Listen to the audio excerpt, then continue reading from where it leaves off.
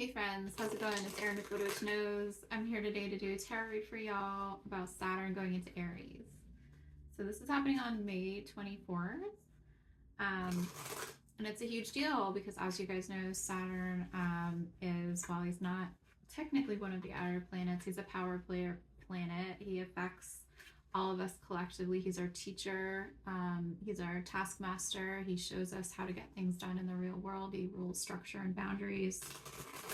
And now he's going into Aries, which is the very first degree of the zodiac. So he's ending his time in Pisces, the very last sign, and he's going into Aries, which is the very first sign. So he's rolling over that first degree of Aries point, that 0 point of energy. So that point of manifestation, of creation.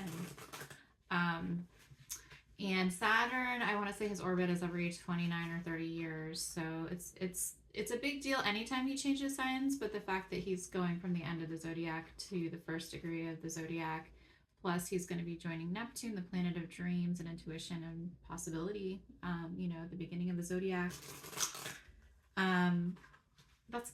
That means that we're sort of pulling our dreams down from the ethers and we're making them reality. Saturn is going to help us really figure out the hows and how to ground what we've envisioned into the real world, into our everyday lives. So it's a big deal.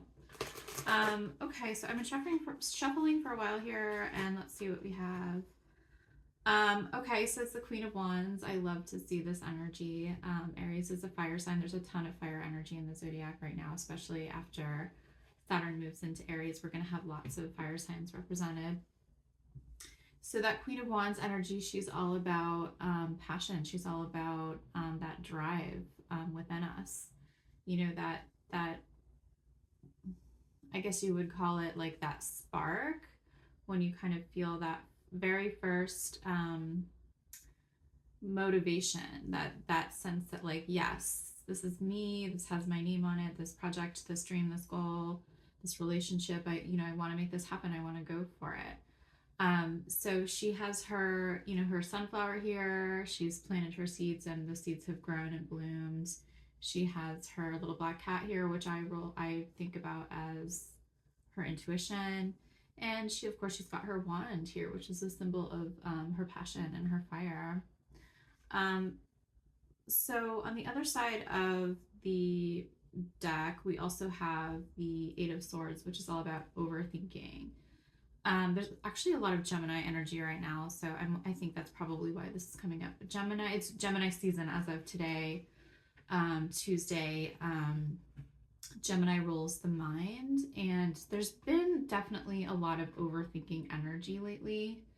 The thing about manifesting is that it has to come from the heart. It has to come from that passion, from that space of intuition. It can't come from our mind anymore. That's the old world. That's the part of the world that's leaving, right? So we have to figure out a way that when we have these sort of like rogue thoughts, anxiety, overthinking, stressors, spin cycle in the mind, we have to really start thinking about ways to, be able to protect ourselves from that. And one really great way that you can do that is just by envisioning this like energetic boundary around yourself, and you can keep all of that fear and anxiety on the outside of that energetic boundary, and you can only allow in the things that are meant to be in your space.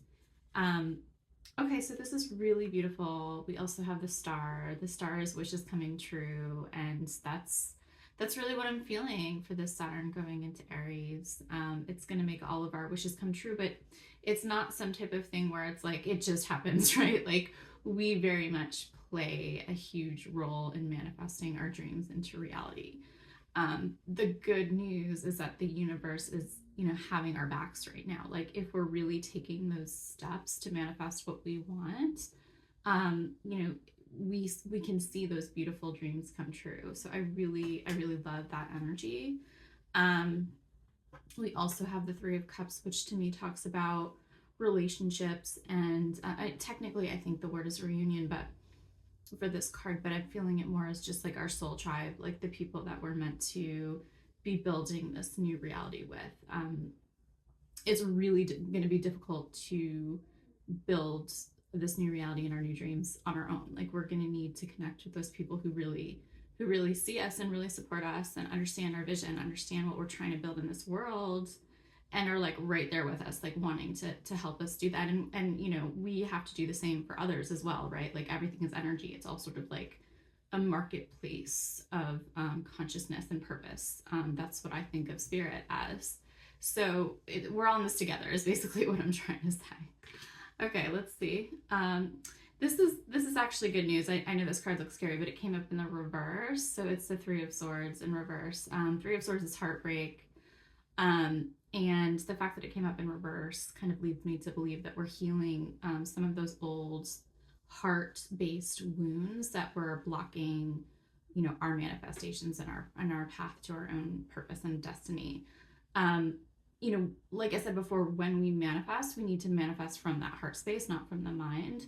So when you have heart wounds, you know, wounds from whatever it might be, old relationships, trauma, abuse, those can really get in the way of manifestation. So the fact that this is coming up in the reverse is great. It means that we've been taking those steps and actively participating in our healing work, which is a huge part of manifesting, is healing. So I think I'm going to leave it there, guys. I'm going to keep it a little bit shorter today, but I hope this helped. I will be back soon with more content. Take care and talk to you guys soon.